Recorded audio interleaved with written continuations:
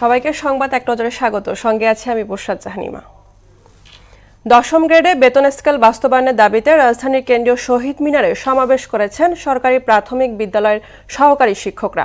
সকাল 10টায় এই সমাবেশ শুরু হয়। এর আগে ভোর থেকেই সারা দেশ থেকে শিক্ষকরা শহীদ মিনারে জড়ো হন। এ সময় 13তম গ্রেডে তৃতীয় শ্রেণীর কর্মচারী হিসাবে শিক্ষকদের অমর্যাদা করা হচ্ছে বলে অভিযোগ করেন তারা।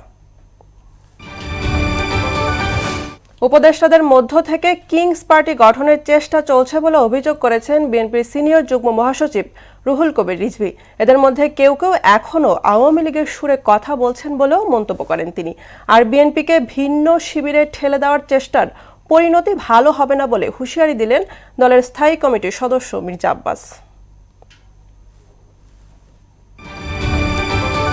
পবিত্র রমজান মাসের দেরি আর এক মাস, তবে এরই মধ্যে রমজানের নিত্য প্রয়োজনীয় পণ্যের দাম নিয়ে উৎকণ্ঠায় সাধারণ মানুষ। আলু পেঁয়াজের দাম কমলেও সয়াবিন তেলের সংকট এখনও কাটেনি।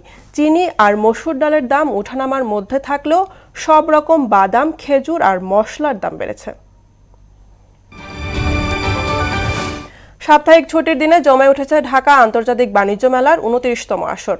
প্রথম দিকে এতে তেমন সাড়া পাওয়া না গেলেও চতুর্থ শুক্রবারে সকাল থেকেই ক্রেতা দর্শনার্থীদের পদচারণায় মুখর হয়ে ওঠে মেলা প্রাঙ্গণ।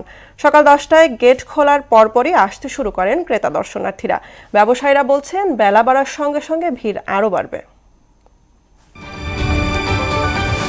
নাইজেরিয়ার সশস্ত্র গোষ্ঠীর হামলায় কমপক্ষে 20 মৎস্যজীবী নিহত হয়েছে।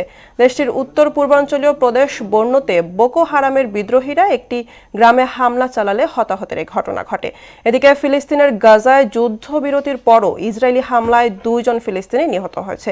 অন্যদিকে যুক্তরাষ্ট্রের জন্মসূত্রে নাগরিকত্ব আইন বাতিলে প্রেসিডেন্ট ডোনাল্ড ট্রাম্পের নির্বাহী আদেশ স্থগিত করেছেন আদালত। এই ছিল সংবাদ এক নজরে। সবশেষ খবর সবার আগে জানতে মোহনার সাথেই থাকুন।